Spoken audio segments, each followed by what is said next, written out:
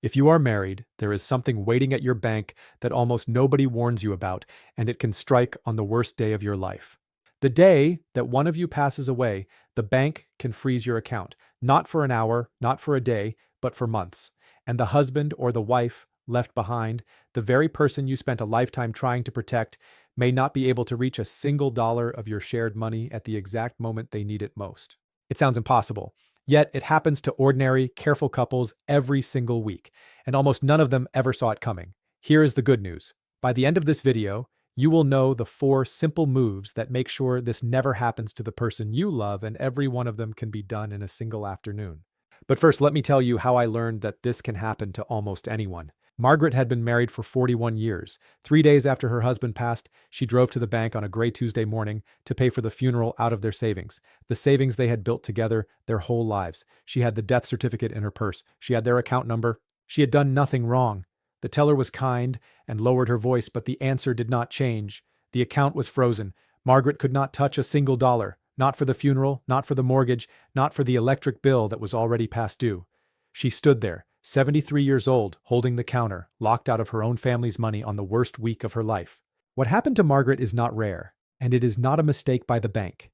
It is exactly how the system is built to work, and most married seniors have no idea it is quietly waiting for them. Here's the truth that almost nobody explains until it is too late. When a bank account is held in only one person's name, and that person dies, the bank is legally required to freeze that account the moment it learns of the death. It does not matter that you were married for decades. It does not matter that the money was always meant for the survivor.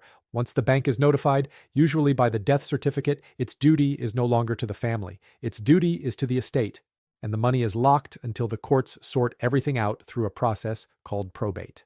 Let me explain what probate really means, because the word gets used a lot and understood very little. Probate is the legal process where a court confirms the will, appoints someone to manage the estate, pays off any debts and taxes, and only then releases what is left to the people who inherit it. It is slow by design. It can take several months in a simple case, and it can stretch beyond a year when things are complicated. And every single day of that wait, the frozen account just sits there, untouchable. While the family waits, the bills do not wait. The funeral home wants to be paid. The mortgage is due on the 1st. The car payment, the insurance, the property tax, the everyday cost of simply staying in your home, all of it keeps coming. And the surviving spouse can be left with no legal way to reach the very money that was supposed to protect them in this exact moment. Now, here's the part that should make you sit up straight. This does not only happen to the wealthy, it happens to ordinary retirees with one modest checking account and a small nest egg. If that account is in one name, it can be frozen. The comforting news, and the reason I am making this video, is that everything I am about to show you can be set up in a single afternoon. And it can spare the person you love most from ever standing at that counter the way Margaret did. The first move is the simplest one, and for most couples, it solves the biggest part of the problem by itself. Turn your main accounts into joint accounts with what is called right of survivorship. When 2 people own an account this way, and one of them passes, the account belongs fully and immediately to the survivor. There is no freeze, there is no waiting. Your spouse keeps access from the very first day. You can usually add a spouse to an existing account with one short visit to the bank. The second move is to name a beneficiary directly on the account. On a checking or savings account, this is called payable-on-death, and you may hear it spoken as POD. On an investment or brokerage account, it is called transfer-on-death, or TOD. You simply fill out a short form naming the person who receives the money when you pass. That money then goes straight to them and skips the frozen estate entirely. It does not go through probate. It costs nothing, and it takes only a few minutes to set up. The third move is for families with a home and more to protect, and that is a revocable living trust. When your accounts and your house are placed inside a living trust, they are no longer trapped in probate when you pass. Control moves quietly to the person you chose, without the courts and without the long freeze. This is the step where sitting down with an estate planning attorney is genuinely worth the money, because a trust has to be set up and funded correctly, or it will not do its job. The fourth move is one that people forget, and it matters far more than they expect. Keep a separate, reachable pool of money that your spouse can always touch on their own, in their own name, or in a joint account.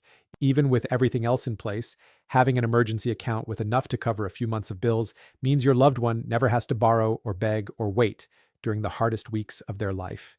Think of it as a bridge that carries them across until the rest is settled. And there is a fifth thing that costs nothing at all. Tell your spouse where everything is. the accounts, the online passwords, the insurance papers, the name of your attorney if you have one. So much of the pain that families go through is simply not knowing what exists or where to find it. One quiet conversation at the kitchen table can lift an enormous weight before it ever lands.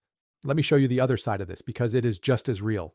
A couple I heard about, the Hansons, had done these very things years earlier. Their accounts were joint, their beneficiaries were named. When the husband passed, the wife did not lose access to a single dollar. She paid the funeral home that week. She kept the house running without missing a beat. She was able to grieve instead of fight the bank. That is the whole difference. Same loss, two completely different weeks. Now, let me say something important, especially if you are in your 50s or 60s and thinking this is a problem for later. It is not. The best time to set these things up is long before anyone needs them, while both of you are healthy and clear-headed and can make these decisions together calmly at your own pace. Waiting is the one move that never once helps anybody. Think about what we covered. A joint account with right of survivorship so your spouse is never locked out. A payable-on-death or transfer-on-death beneficiary so the money skips the frozen estate. A living trust for families who want the fullest protection. A reachable emergency account for the hard weeks. And one honest conversation so nobody is ever left in the dark. Any one of these helps on its own. Together, they can mean the difference between your spouse grieving in peace and your spouse standing at a teller's window, being told they cannot touch their own family's money. If this helped you, send it to one married person over 65 who has never set this up. It may quietly turn out to be the most important thing they do all year. This video is for general education only, and it is not legal or financial advice. Every state has different rules. Please speak with a licensed estate planning attorney about your own situation before you make any changes.